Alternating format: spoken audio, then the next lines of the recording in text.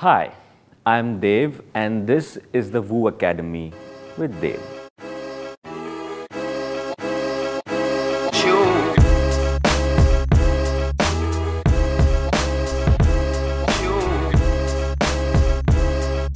Today we are going to talk about a very essential part of your Woo queue, dressing up for your first meeting. Most of my guy friends admit that this is one of the hardest things about dating. I know you have that one pair of jeans that you've been rocking since first year of college and you can't really understand why sandals are not acceptable evening wear. Honestly, me too. In an ideal world, we'd all wear pajamas and never comb our hair. But until the robots take over, dressing up and looking your best is not such a bad idea. Let's start with the most crucial part of our attire. The shoes make it the man. Why are shoes so important? Because shoes are the anchor to your look. They're not the main focus of your look, but they hold your outfit together. It's all in the detail.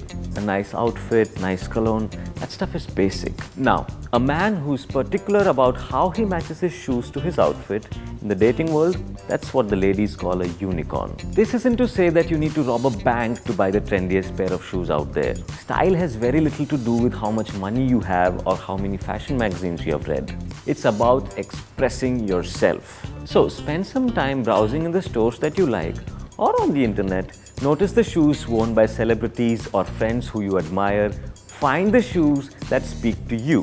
Because nothing, I repeat nothing, is more unattractive than a guy who's trying hard to be something he's not. So, if all you see around you are shiny white sneakers, but you're more of a Kolhapuri chappal sort of a guy, go ahead man. Just pair up your Kolhapuris with a bright smile and a confident walk, and boom, you've got your own personal style. Lastly, make sure your footwear is comfortable. You don't want to be waddling down the footpath like a duck as you try to catch a cab. Next up, clothes. Let's start with the shirt. And yes, I said shirt and not t-shirt because you know what? The girl you're going on a date with deserves that. Here I'm going to take back what I said about being your true self. If your true self is a guy who wears an Optimus Prime t-shirt to the first date, then bottle that self up and put on a man's shirt. Save your Optimus Prime t-shirt for later in the relationship. Preferably when you're painting a wall together or something so that you end up throwing that ugly thing out with the trash. Don't literally wear your TV show allegiance on your sleeves for dinner. For a first date out, stick to a simple ironed shirt. Plain colors are best.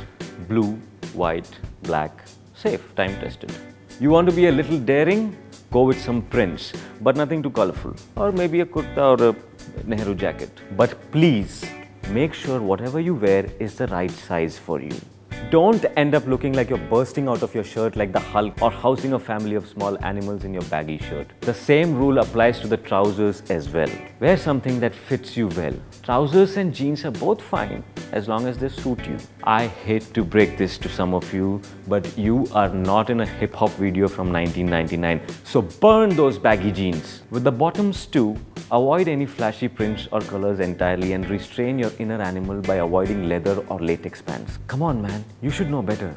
And if you're not sure what looks good, ask one of your friends. It's about time we men stopped pretending to be sport-loving, emotionless brutes and asked each other for some manly fashion advice. Word. Keep all those points in mind when picking a first date outfit. Remember, the most important thing is that you feel good about what you're wearing and that you feel confident in who you are. That's what building your Woo queue is all about, after all. Have you ever noticed a peacock display its colorful feathers to attract the female that it wants to mate with? Similarly, our ability to create and wear clothes gives us the chance to distinguish ourselves from a crowd and demonstrate our individuality in an effort to find a partner. What's most important about clothing is that we have got to be mindful about our attire. Many of us think that appearances don't matter, but they do. I know you guys don't have any trust issues with me, but still, just to be safe, I will give you your professional, okay? The behavioral researcher who you have come to love so much by now. Khyati, it's your cue to enter. Sorry. Yeah, I know. I will leave you guys to it. I'll be outside the frame waiting for you to get done. Thank you, Dev. Your clothing impacts how confident you're perceived as.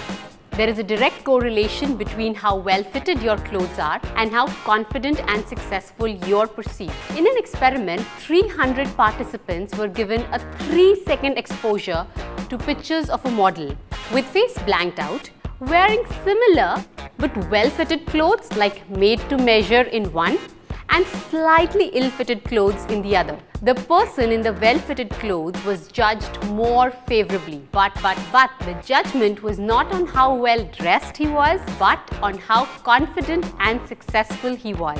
This brings us to the point of man alterations.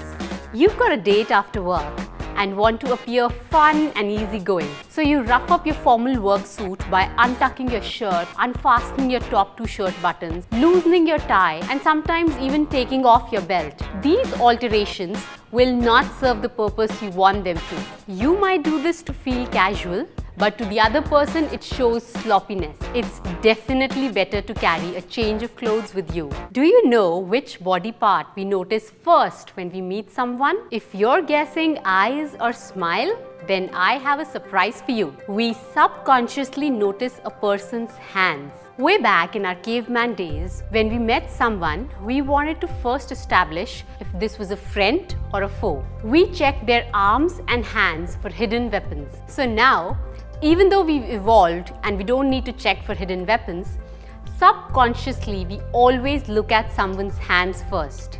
Our hands are a sign of good health. Clean, well-clipped nails say that you take care of yourself. Chipped skin around your fingers may send out the wrong message. You may be perceived as nervous and unsure of yourself. The human brain is programmed to look for good grooming as a sign of health, vitality, and social adjustment. Traits that most of us find attractive, right? How colors arouse feelings is dependent on personal experiences. However, there are broad patterns that we can be aware of. Fun fact: while men rate the attractiveness of both men and women based on the color of their clothing, women rate only men's attractiveness based on color. According to color expert Leetris Iceman, the psychological effect of colors on us is related to how they're used in nature.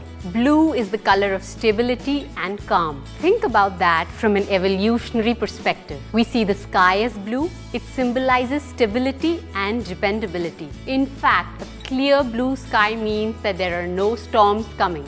It's a great color for men to wear on the first date. Red is the color of passion and even aggression. Grey is more of a neutral and passive color, which helps distract attention or bring down the energy of the whole system. Red may be too vibrant a color for your first date. However, if you do want to use red, it's a good idea to include a splash of grey as well. Orange. It's the color of high energy. It stimulates brain activity.